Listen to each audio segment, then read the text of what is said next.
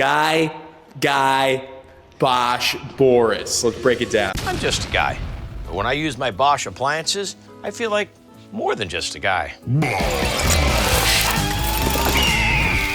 I feel like Guy. The Super Bowl for us is just something very unusual that we're doing. You know, this company is a technology-driven, engineer-led, been around many, many years, but it's not really a marketing-driven company. So for us to do this is pretty unusual. Thank God the agency had this wonderful idea of having Guy turning then into Guy Fieri, which is pretty stupid, but I really loved it. But I have to say, you know, since we don't know Guy Fieri so much in Germany, it was very difficult for us to understand the humor. We had to somehow follow the recommendations of everyone in the US, and I think we did a good job there. What did you ask the agency business-wise? The biggest task is, you know, to be part of the cultural conversation and be part of the American culture. We are a German company. We don't stand so much for humor and for emotion. You know, there is only one moment in the world, I think, where advertising is being discussed. Like now we're talking about this Super Bowl ad, and the Super Bowl ads are being discussed in social media. They're being,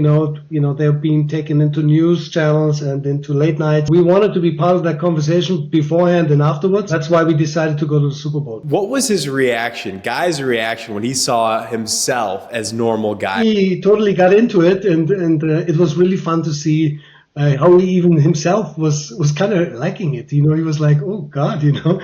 And, you know, we didn't use AI because that was a discussion, I think, on social media.